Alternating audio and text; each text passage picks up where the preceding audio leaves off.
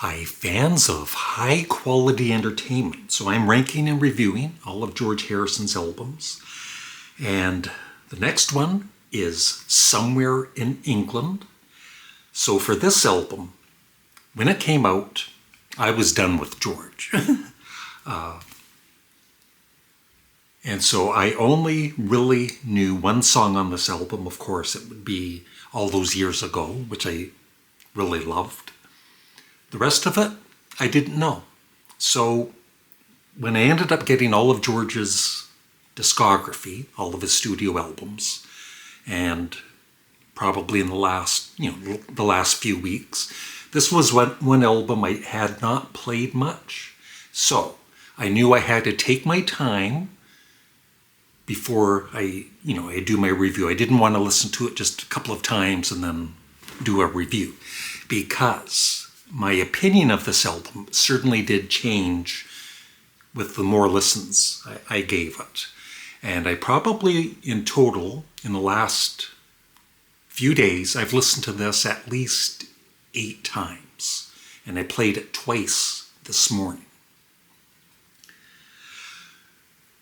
So my initial thoughts on this album after a couple of listens was, this is George's worst studio album.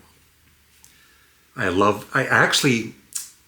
will say the first 4 songs I've always really enjoyed. Blood from a Clone, in which he actually mentions Frank Zappa, which is cool because I'm a big Zappa fan. Unconsciousness Rules, Life Itself, great songs.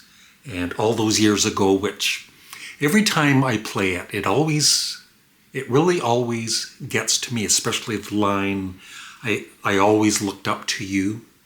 That just, very emotional, right?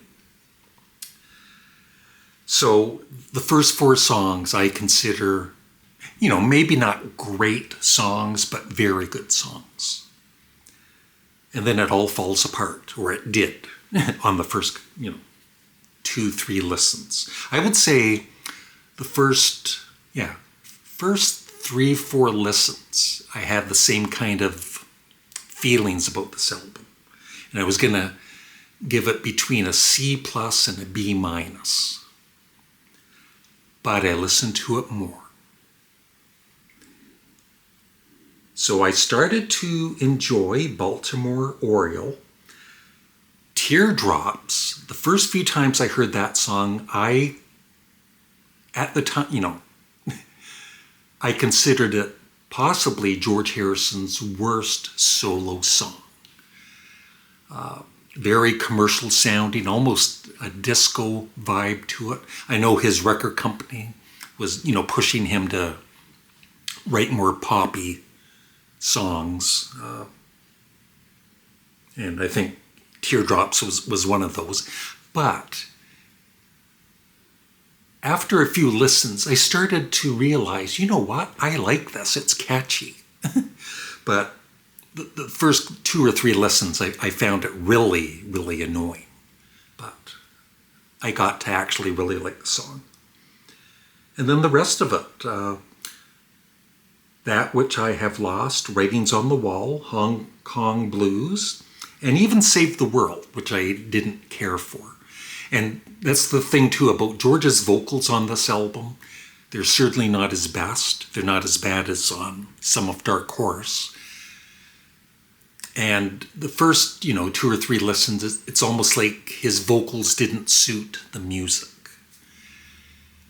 But, like I said, just playing it more and more and more, I started to enjoy the whole album. Maybe you don't, but, this is just for me, right? And if I didn't like the album, I would love to say it sucks, but it doesn't for me.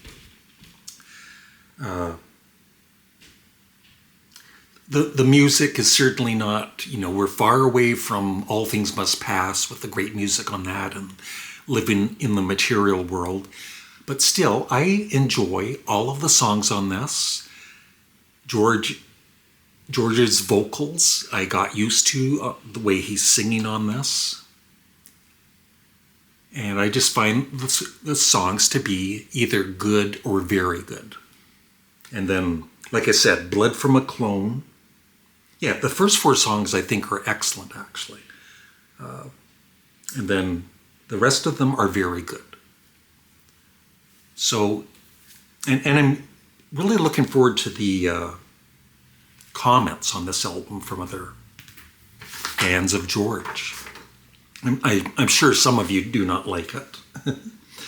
But in my ranking, I'm going to give it a B+, and it goes between 33 1/3 and Dark Horse at number 6.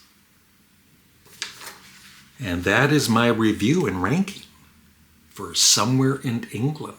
I would love your thoughts in the comment section below. Thanks for watching. Have a great day. Please remember to like the video and make sure you're subscribed. Bye.